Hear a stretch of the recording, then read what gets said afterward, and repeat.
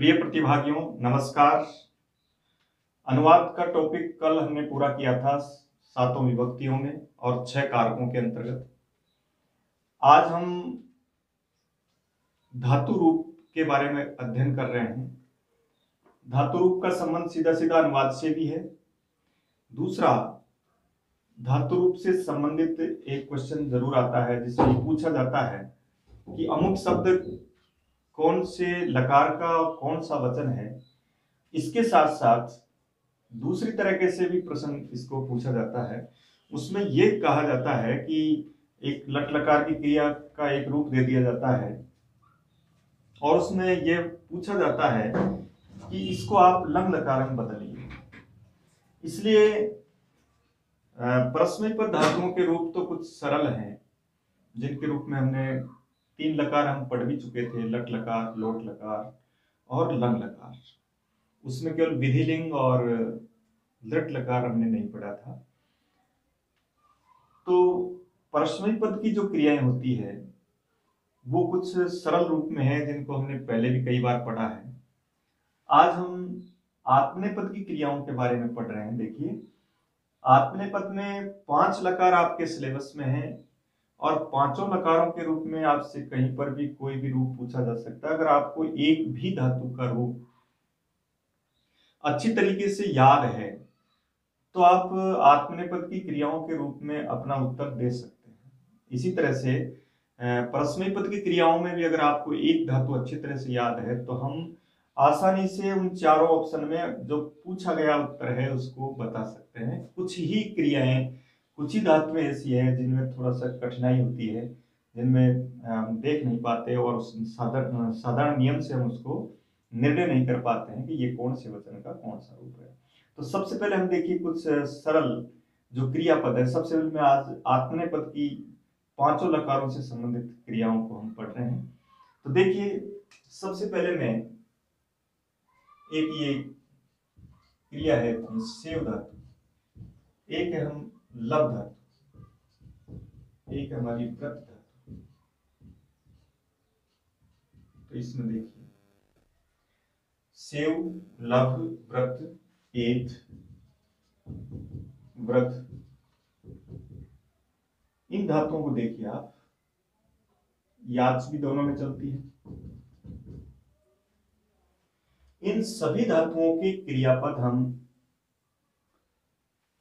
5 लकारों में पढ़ रहे हैं और उनको देखिए, एक एक धातु के साथ अगर हम लकार को के वचनों को याद करते हैं तो निश्चित रूप से सभी धातुओं के साथ हम उसके रूप याद कर सकते हैं और सरलता से याद कर सकते हैं। दूसरा, हमें ये इसको ठोस तरीके से याद रखना है। कई बार हम अपने आप से समझौता कर लेते हैं कि इस धातु का रूप मुझे याद है, लेकिन हकीकत में उसका रूप आपको याद होता नहीं है। एक सांत्वना के रूप में आप ये समझते हैं कि ये मुझे याद है, जबकि वास्तविकता यह है कि उसमें आपको वो अच्छी तरह से ठोस तरीके से वो याद नहीं है। कहीं पर भी आप गलती कर सकते हैं। तो देखिए, सबसे पहले हम लट लकार से संबंधित क्रिया से स्टार्ट कर रहे हैं और हम इसके रूप में एक क्रिया पढ़ रहे हैं। जैसे एक रुच धातु और लिख लें तो देखिए, याच धातु पर लिख रहा हूं मैं, याचते, याचेते, याचनते, याच से, याचे थे, याचत थे, याचे, याचा वहे, याचा महे। देखिए, प्रथम पुरुष, मध्यम पुरुष, उत्तम पुरुष, एक वचन, द्विवचन और बहुवचन। इसके रूप में इसका जो प्रयोग किया गया है उसमें देखिए आप, उसमें हम इस प्रयोग के आधार पर देखिए लट लकार के अंतर्गत ये वर्तमान काल का जो क्रियापद है उसमें सबसे पहले देखिए, ये जब भी आत्मनेपद का आप क्रियापद पढ़ें किसी भी धातु का, तो उसमें देखो आज हम आत्मनेपद की इन क्रियाओं के रूप में पढ़ रहे हैं। लट लकार से संबंधित ये रूप हैं इसके। तो सबसे पहले अब तक हमने जो परस्मय पद में पढ़ा था, पठती, पठतय, पठन्ति, गच्छति, गच्छतय, गच्छन्ति। अब देखिए यहां आत्मनेपद में इसके जो प्रत्यय होते हैं तय से ते होगा। पहली बात यह हुई कि आत्मनेपद के इन रूपों में वर्तमान काल में लट लकार में जो प्रत्यय होता है उस प्रत्यय के अंतिम जो स्वर है उसको ए किया जाता है। इसलिए सबसे पहली प्राथमिकता इस बात की है कि जब भी हम आत्मनेपद की क्रिया देखें तो उसके अंतिम जो प्रत्यय है वो एकारांत होगा, उसकी जगह ए आएगा। कोई सा भी क्रियापद पढ़ें हम, सेव धातु के रूप पढ़ेंगे तो सेवते, आपको धातु में ए, ये सभी ए विकरण वाली धातुएं हैं जिनके मध्य में ए आता है, और उसके बाद हम प्रत्यय जोड़ते हैं तो सेवते। इसके बाद ये देखिए इन दोनों में प्रथम पुरुष का द्विवचन और मध्यम पुरुष का द्विवचन, इन दोनों में जो आताम और आथाम प्रत्यय उस आ को भी ई होता है और उसको गुण होकर के ए हो जाता है। इसलिए इन दोनों में हमको धातु के पश्चात भी ए जोड़ना है। और अब किसी भी क्रियापद को हम कर सकते हैं। आप लव धातु बोलेंगे तो लभते, लभेते और उसके बाद लभन्ते, लब से, लभे थे, लभध्वे, धातु के पश्चात ध्वे ए जोड़ना है। लभे, लभावहे, आवहे होता है, और लभामहे। इस तरीके से किसी भी रूप को पढ़ें हम। आपने वृद्ध धातु पढ़ी, वर्धते, वर्धेते, वर्धन्ते, वर्ध से, वर्धेथे, वर्धध्वे, वर्धे, वर्धावहे, वर्धामहे। ये जो री है इसको अर हो जाता है यानी र हो जाता है और ये वर्त बन जाता है तो वर्तते, यानी इसकी जगह पर हमको व्रत धातु और वृद्ध धातु में ये करना होगा, इसको वर्तते करना होगा और उसको वर्धते करना होगा, और फिर इसी तरीके से रूप चलेंगे। तो इस तरीके से हम लट लकार के इन सभी आत्मनेपद की जो धातुएं हैं उनके रूप कर सकते हैं। याद रखें, री के स्थान पर अर करना है, वर्तते करना है, वर्धते करना है। रुच धातु में ऊ है तो उसको ओ करना है, रोचते करना है आपको। इसी तरह से मुद धातु है तो उसको आपको मोदते करना है। इस तरीके से याद रखें।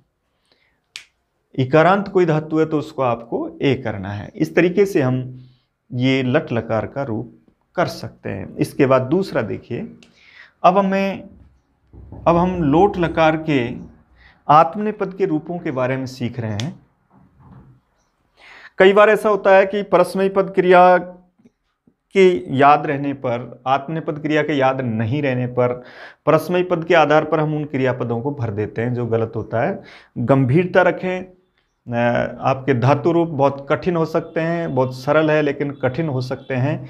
याद होते हुए भी आप गलत कर सकते हैं, इसलिए याद रखें परस्मयी पद और आत्मनेपद में बहुत डिफरेंस, अंतर होता है। इसलिए लोट लकार में देखिए आप, लोट लकार में इस तरीके से रूप पढ़ेंगे, प्रथम पुरुष, मध्यम पुरुष और उत्तम पुरुष के रूप में। अब देखो यहाँ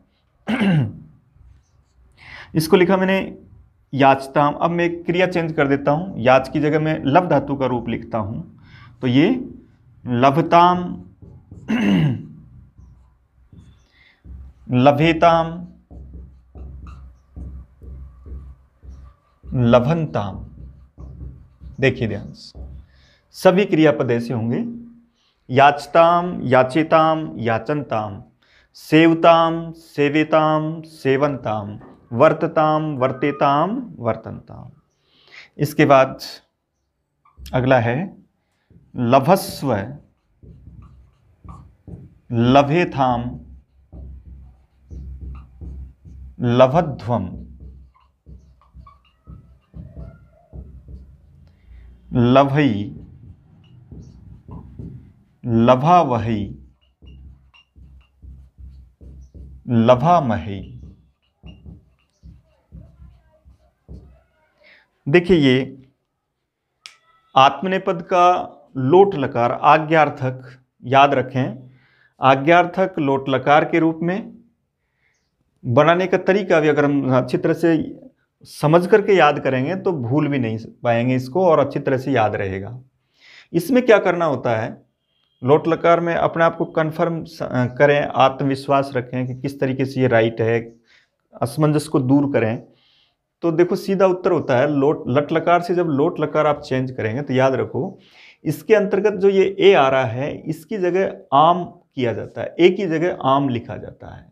तो ये लभताम, ये मैं हलंत है, तो याचताम, तो यहां भी ए को आम लिख दिया जाएगा। एक सूत्र विशेष होता है पाणिनि का, आमेत है, वो कहता है कि ए के स्थान पर आम किया जाता है, इसलिए बिल्कुल कभी गलत नहीं करें। इसकी जगह हमको आम करना है ए की जगह, तो यहां भी ऐसा ही हो जाएगा, इसके ए को हटा दो, इसकी जगह आम कर दिया, और यहां भी ऐसा ही कर दो, इसके ए को हटा दो, आम कर दो। तो बिल्कुल कोई गलती नहीं करें। अब एधताम, एधेताम, एधनताम, लभताम, लभेताम, लभनताम, सेवताम, सेवेताम, सेवनताम। इस लाइन से ही लोट लकार बनाइए, बिल्कुल आप कंफर्म हो जाएंगे कि हाँ ऐसा ही होगा। इनके सब की जगह ए हटा दें और उसकी जगह आम लिखना है, याचताम, याचेताम, याचनताम। अब आ जाइए मध्यम पुरुष की लाइन पर, उसको कैसे करेंगे। उसमें सिर्फ दो जगह पर चेंज है, ये से के लिए और एक इसके लिए। एक नया सूत्र पाणिनि ने बनाया था और उस सूत्र में सवाभ्याम वामव नाम का एक सूत्र था जिसमें स और व को देखा गया था। तो उन्होंने कहा कि ये जो से के पश्चात जो ए है उसकी जगह व होता है, तो इसकी जगह व कर दिया, ए को हटा करके व कर देंगे तो लभस्व, और इसमें भी ये ए की जगह अम कर दिया जाएगा तो ये अम आ जाएगा, तो ये लभध्वम। यहाँ इसमें और इसमें आप देख रहे हैं सभी लकारों में प्रथम पुरुष का द्विवचन और मध्यम पुरुष के द्विवचन में ज्यादा अंतर नहीं पाया जाता है। तय और थ का अंतर हो सकता है, ताम और तम का अंतर हो सकता है। परस्मयी पद में तो ताम और तम आता है, आत्मनेपद में यहां तय की जगह थ आता है। तो इन दोनों में कभी गलती नहीं करें, जैसा प्रथम पुरुष का द्विवचन है वैसा ही मध्यम पुरुष का द्विवचन होता है। तो देखिए अब यहाँ इसके ए की जगह जैसे यहाँ आपने ए को आम किया था वैसे ए को आम यहाँ कर दो, तो लभेताम लभेताम, यहाँ भी कोई चेंज नहीं, इस जैसा ही ये होता है। दोनों लाइन सीख गए आप। प्रथम पुरुष मध्यम पुरुष का लोट लकार बना सकते हैं अब आप, लभताम लभेताम तो लभस्व लभेताम लभध्वम। अब देखिए उत्तम पुरुष, उत्तम पुरुष बहुत सरल है लोट लकार का, कभी गलती नहीं करें। उत्तम पुरुष लोट लकार आत्मनेपद, उसमें हमको जो लटलकार की लाइन होती है उसमें कुछ नहीं करना, उसमें जो ए है उसको आई करना है सब जगह, सेम इसकी नकल करनी है, इस पर आपको ए की जगह आई करना है। तो देखिए कितना सरल है लोट लकार, लट लकार से लोट लकार बना सकते हैं। सिर्फ दो जगह चेंज हुआ, लभस्व में और लभध्व में, बाकी में सब में ए को आम किया और नीचे की लाइन में ए को आई किया। इस तरीके से हम लोट लकार का रूप याद कर सकते हैं, गलती भी नहीं होगी और अच्छी तरीके से हम समझ करके भी पढ़ सकते हैं।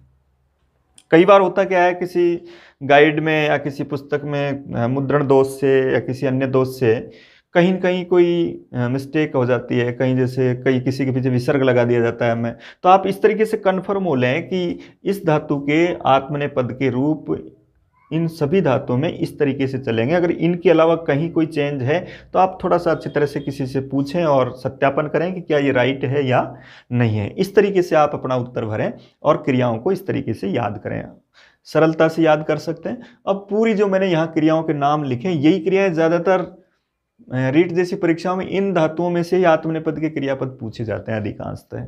तो उसके रूप में आप देखो, अब इन यहाँ जो लिखी हुई सभी धातुएं हैं उनसे किसी से भी आप रूप बना सकते हैं।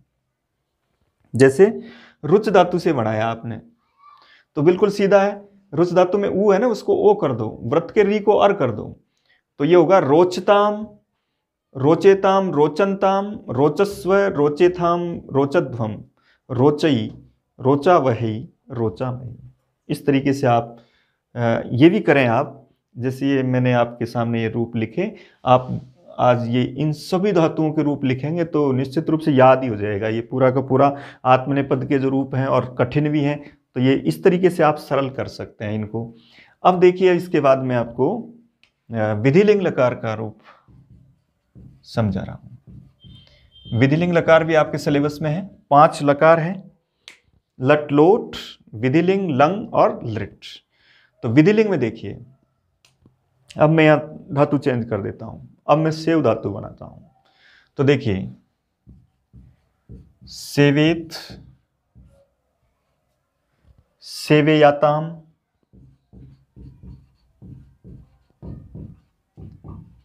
सेवेरन,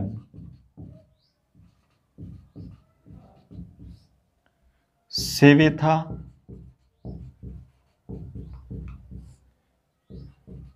सेवेयाथाम, सेवेध्वम, सेवेय, सेवे वही, सेवे मही। देखिए विधिलिंग लकार पढ़ रहे हैं, समझ करके याद करो। विधिलिंग लकार में आपसे कभी आप गलती नहीं कर पाएंगे। सबसे पहली शर्त तो ये देख लो कि विधिलिंग लकार के इन धातुओं के किसी के भी रूप में उस प्रत्यय से पहले ए जरूरी है। आप देख रहे हैं सब में, देखो व के ऊपर सब में ए आ रहा है, तो ये भी पहचान है।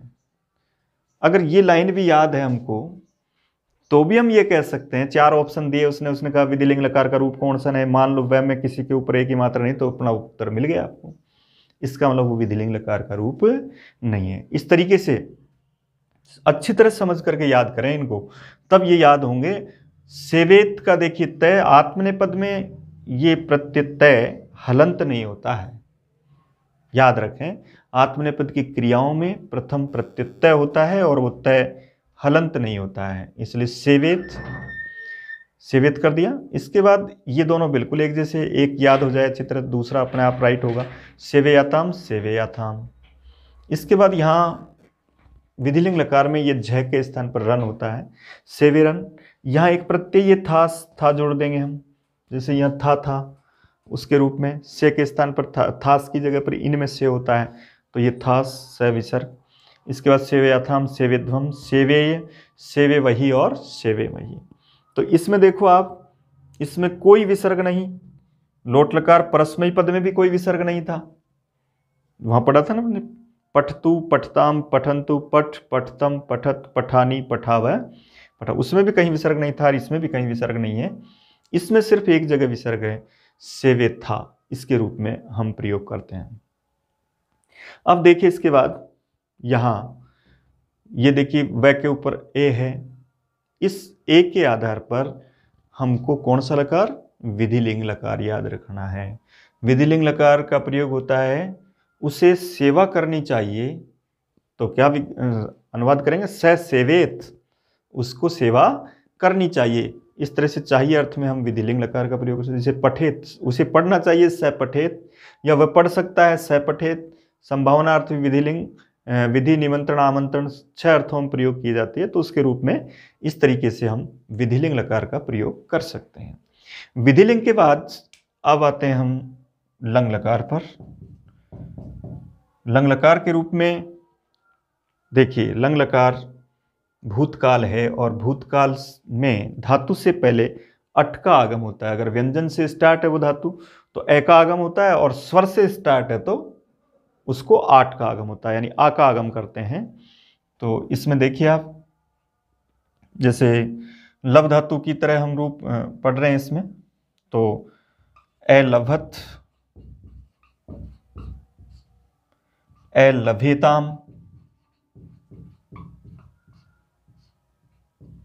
ए लभंत,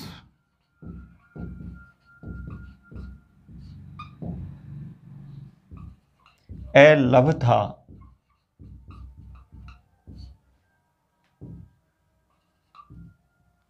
ए लभेथाम,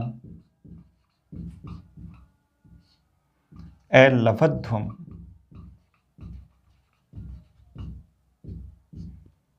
ए लभे,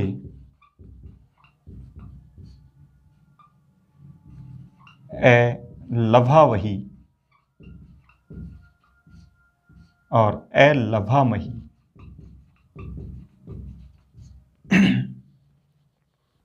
इस तरीके से लंग लकार, लंग लकार में भी देखिए काफ़ी सीखने की बातें हैं, किस तरीके से हम आत्मनेपद की धातुओं के लंग लकार को किस तरीके से पढ़ेंगे।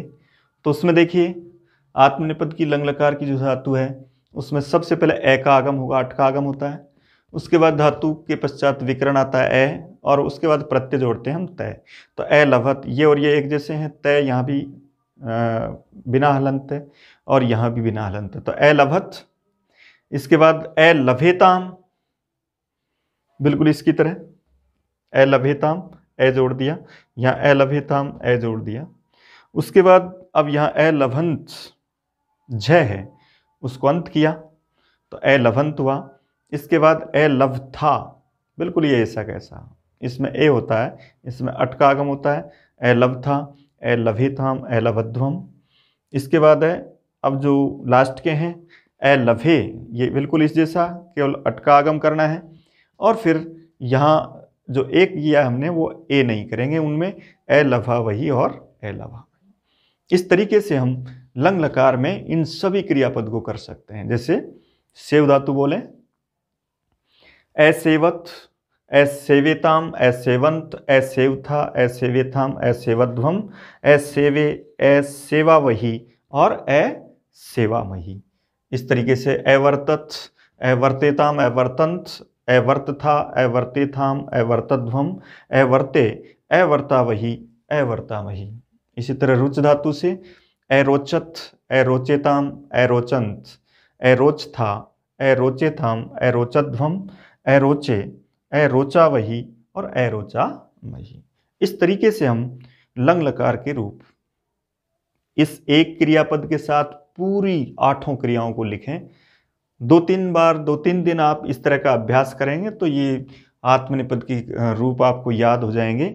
और जो परीक्षा में पूछे जाते हैं कि अमुक शब्द कौन से लकार का कौन सा वचन है, आप आसानी से उत्तर दे सकेंगे। आपको बहुत सरल लगने लगेगा। ये पूरे जितने भी आत्मनेपद के रूप हैं जो बहुत कठिन होते हैं, कठिन इसलिए कि हम उनको एक बार देख रहे हैं, दूसरी बार हमने पढ़ाई नहीं, देखा ही नहीं, तो एक बार अच्छी तरह से याद कर लिया जाए, उसके बाद उसका 5-7 दिन तक अच्छी तरह से अभ्यास किया जाए, उसके साथ अनुवाद करें, उसके साथ उसको बार बार बोलें, दूसरी क्रियापद को बोलें, तो अपने आप ये याद होगा। अब रहा हमारा कौन सा लृट लकार के रूप में। तो लृट लकार के रूप में देखिए इस तरीके से अब देखिए लृट लकार, 4 जो लकार हमने इससे पहले पढ़े, लट, लोट, लंग और विधिलिंग, वो उन चारों को हम सार्वधातुक लकार के नाम से जानते हैं। बाकी सभी लकार आर्धातुक लकार होते हैं। तो आपके सिलेबस में 4 सार्वधातुक लकार हैं और एक ये आर्धातुक लकार है। आर्धातुक सार्वधातुक में क्या अंतर होता है? सार्वधातुक लकार में धातु और प्रत्यय के बीच में एक समान प्रत्यय लगता है चारों में। जैसे इन सभी धातुओं में ए आ रहा था, जैसे लभते तो भय में ए आ रहा था, वो इसमें नहीं आता, उन सभी में आया, लभत में भी आया, इसमें ऐसा नहीं होता है। इसके साथ अब इसमें जो है प्रथम पुरुष, मध्यम पुरुष और उत्तम पुरुष के रूप में ये सरल होता है। लट लकार बिल्कुल लट लकार की तरह है, लट लकार जैसा ही हमको जोड़ना है, केवल उसमें आपको उस धातु के मध्य में इससे जोड़ना होता है। कुछ धातुओं में से जोड़ना होता है और कुछ में आपको इससे जोड़ना होता है। जैसे सेव धातु है तो इसमें आपको ई जोड़ना है, तो ये होगा सेविष्यते, सेविष्यते, सेविष्यन्ते,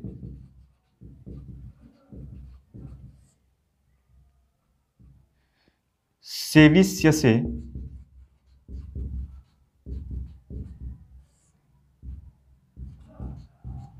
सेविष्येथे, सेविष्यध्वे,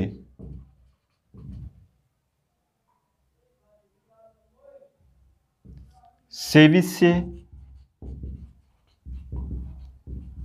सेविष्यावहे, सेविष्यामहे। देखिए ध्यान से, लृट में और लट लकार में ज्यादा अंतर नहीं। अगर हम धातु को बाहर कर देते हैं और इससे से स्टार्ट करते हैं तो लट लकार जैसा क्रियापद ही बनेगा, क्योंकि लट लकार में पढ़ा था हमने सेवते सेवेते सेवंते। तो इसी तरह से यहाँ इष्यते इष्यते इष्यन्ते इष्यसे इष्यथे इष्यध्वे इष्य इष्यावहे इष्यामहे। सेम लट लकार का ही रूप होता है, केवल धातु में आपको इष्य जोड़ना है और फिर आपको लट लकार जैसा ही लिखना है। तो लट और लट में ज़्यादा अंतर नहीं, क्योंकि वहाँ उसमें केवल ते होता है, इसके बीच में इष्य या किसी में से जुड़ता है, ये जरूर अंतर है। तो एक बार उसका थोड़ा सा ये याद रख लें कि इसमें कौन सा आएगा, इसमें इष्य आएगा या फिर केवल से आएगा। जैसे लव धातु है तो लव धातु में ई नहीं आता, इसलिए वहां जब ई नहीं आता तो ये लप्ष्यते बनता है। फिर उसका कारण है क्योंकि ये जो स है आगे, स के साथ भय नहीं आ सकता। संधि नियम पढ़ा था हमने, एक संधि पढ़ाई थी मैंने आपको, चर्त्व संधि। चर्त्व संधि में स को देखकर पहला अक्षर होता है तो ये भय को प हो जाता है। अब लप्ष्यते अगर एक रूप याद हो गया आपको, एक वचन, तो आप पूरे 9 लिख सकते हैं आप। अब आपको स्यते स्यते स्यन्ते जोड़ना है पै के पश्चात, सभी में वही लट लकार का रूप आ जाएगा। इस तरीके से हम इसके साथ इसका रूप कर सकते हैं। वर्तिष्यते बनेगा। व्रत धातु एक ऐसी धातु है जो लट लकार में परस्मयी पद भी होती है और आत्मनेपद पद भी होती है, बाकी और लकारों में नहीं होती। इस लट लकार में ये वर्तिष्यते भी होगा और जब परस्मयी पद में चलेगा तो वर्तष्यति बनेगा, वहाँ ई नहीं होता है। वर्तष्यति परस्मयी पद में है। और ये तो ऐसे भी प्रश्न पूछ लेता है कौन सी धातु लट लकार में उभय पदी होती है, तो वो है व्रत धातु, जिसके साथ हमको इस तरह का रूप। कई बार इस तरह के प्रश्न हमको पूरे क्रियापद याद भी होते हैं लेकिन फिर भी गलती कर जाते हैं। कई बार जैसे पूछा गया कि बताओ लवतात, वो उसने पूछा कि भाई भवतात ये कौन से लकार का रूप है, या पूछा गया था लोट लकार के मध्यम पुरुष एक वचन में क्या रूप बनेगा। अब उसमें भव लिखा ही नहीं है, उसमें भवतात। तो ये तात जो होता है ये लोट लकार में प्रथम पुरुष एक वचन और मध्यम पुरुष एक वचन में होता है, तो ये भी याद रखें। उसके साथ साथ जैसे भवतु है तो वहाँ भवतात भी बन सकता है, जैसे भव है तो वहाँ भी भवतात बन सकता है। तो इसके रूप में भी आपको ये याद रखना है। यहाँ इसके रूप में लप्ष्यते रूप बन जाएगा और शेते श्यन्ते इस तरीके से। जैसे कई बार आता है ना, जैसे गमिष्यति गमिष्यते, तो वहाँ परस्मयी पद के रूप है, परस्मयी पद के रूप में आपको इस तरीके से करना है। जैसे दास्यति दास्यति, तो वहाँ ई नहीं होता है, उसके रूप में जैसे पाश्यति पाश्यते पाश्यन्ति, उसके रूप में हम प्रयोग करते हैं। ये 5 लकारों में आपको आत्मनेपद की क्रियाओं के रूप याद रखने हैं। अधिकांश क्रियाओं के रूप इसी तरीके से चलते हैं, कुछ क्रियाओं में चेंज होता है, चेंज मिलता है। जैसे क्री धातु है तो वहाँ कुरुते कुर्वाते कुर्वते ऐसे रूप लिखते हैं लट लकार में, इस तरीके से होता है वहाँ कुरुते कुर्वाते कुर्वते। तो अब इसमें देखो यहाँ थोड़ा सा अंतर है, ये कुर्वन्ते नहीं होता है, यहाँ कभी गलतियां हो जाती है। तो कुरुते कुर्वाते कुर्वते, तो ऐसे कुछ विशेष धातुएं हैं। पहले तो आप एक धातु के साथ जितना सरल हो सकता है 8-10 धातुओं को एक साथ याद करोगे तो इससे फिर मदद मिलेगी। वहाँ जो कुछ चेंज है उसको फिर जहाँ प्रत्यय के रूप में जो चेंज करना है वो तो इसी के आधार पर होगा। मध्य में कुछ थोड़ा बहुत कुछ चेंज मिल सकता है, तो उसको आप पहले इनको 8 को याद करो, उसके बाद उसकी जो कठिन धातुएं हैं जैसे क्री धातु है, जैसे मृ धातु है, तो मृ धातु में आपका रूप चलता है म्रियते म्रियते म्रियन्ते, इस तरीके से। तो देखिए अब रूप तो बिल्कुल एक जैसे। अब तो यही याद रखना है कि मृ को लट लकार में क्या आदेश होता है, किस तरीके से। एक याद हो गया म्रियते तो आप पूरे 9 बोल सकते हैं। उसके रूप में आपको इस तरीके से प्रयोग करना है। अब इसके बाद ये पूरे इन रूपों को याद करें, उसके बाद इस तरह का कठिन रूपों को आप याद रखें। अब जैसे अनुवाद करना है आपको कि बालक पिता की सेवा करेगा,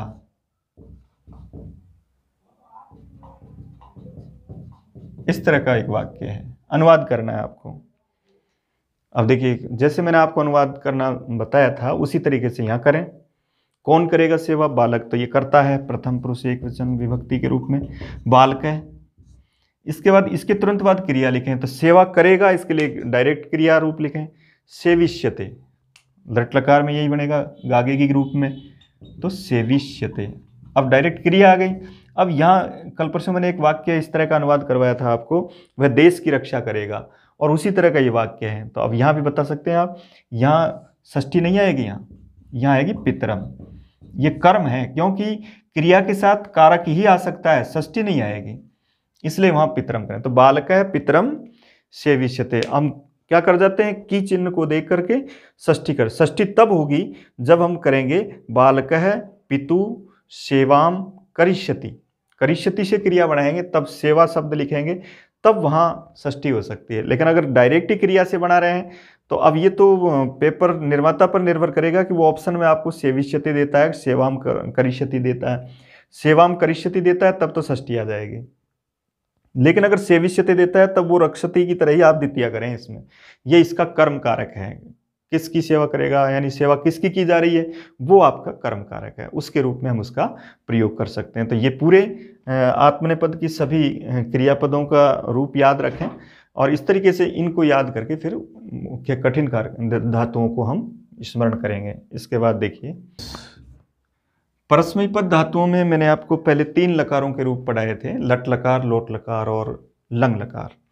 इसमें भी देखो, अब हम इसके विधिलिंग को पढ़ रहे हैं आज, अनुवाद के दृष्टिकोण से भी समझें और उस रूप में। अनुवाद के दृष्टिकोण से विधिलिंग लकार चाहिए अर्थ में, संभावना अर्थ, दोनों अर्थों में प्रयोग किया जाता है, विधि अर्थ में किया जाता है।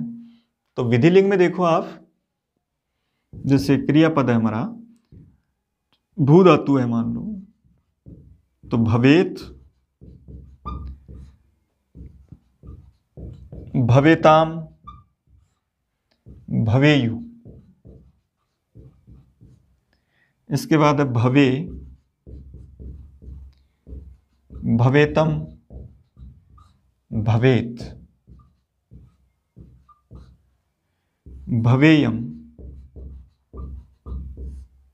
भवेयु, भवेम। देखिए, अभी पढ़ाया था मैंने आपको विधिलिंग आत्मनेपद का, उसके रूप थे सेवेत, सेवेयाताम, सेवेरन, सेवेथा, सेवेयाथाम, सेवेध्वम, सेवेय, सेवे वही, सेवे वही। और इसका रूप है देखो भवेत, यहां भी वही नियम है। देखिए, धातु के अंत में ए आ रहा है, सब जगह ए आ रहा है, उसमें भी ए का नियम था। अब देखो भवेत, भवेत, उसमें तय, इसमें तय हलंत होता है परस्मै पद में, आत्मनेपद में तय हलंत नहीं होता है। तो भवेत, भवेताम। अब याद रखें, यहां ये 4 जगह तो आप निश्चित रूप से कभी भी गलती नहीं करें, चाहे वो लंग लकार हो, चाहे लिंग लकार हो, कोई सा भी हो, इन चारों जगह पर ये आएगा, फिक्स है। और ये अम के रूप, ये 4 जगह, इनको याद रखें, ताम, तम, तय और अम, ये सभी जगह। अब जैसे इसको आप लंग लकार पढ़ेंगे, तो लंग लकार में क्या बताया था मैंने आपको, अभवत, अभौताम, अभौतम, अभवत, अभवम, इस तरीके से। तो 4 तो बिल्कुल एक साथ याद हो रहे हैं, ताम, तम, तय और अम के रूप में। इसके बाद के लास्ट के 2 में व आता है और मैं आता है, और बिना विसर्ग का आता है, ये भी याद रखें। विधिलिंग लकार में 2 जगह विसर्ग हुआ, भवेयु और भवे के रूप में। इस तरीके से, जैसे अब गम धातु पढ़ेंगे तो गच्छेत, गच्छेताम, गच्छेयु, गच्छे, गच्छेतम, गच्छेत, गच्छेयम, गच्छेव, गच्छेम। तो इस तरीके से गम धातु भी करें आप। इसी तरह पठ धातु भी करें, पठेत, पठेताम, पठेयु। इसी तरह लिख धातु करें आप। इन धातुओं के रूप आप इस तरीके से लिखे हैं।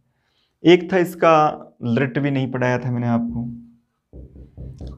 लृट लकार में जैसे हम गम धातु का रूप पढ़ रहे हैं, तो इसमें है जैसे गमिष्यति, गमिष्यतः, गमिष्यन्ति, पठिष्यति, पठिष्यतः, पठिष्यन्ति, पठिष्यसि, पठिष्यथः, पठिष्यत, पठिष्यामि, पठिष्यावः, पठिष्यामः। इसी तरह गमिष्यसि, गमिष्यथः,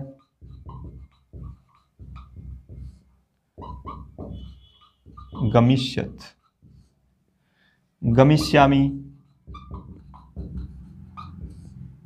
गमिष्यावः, गमिष्यामः।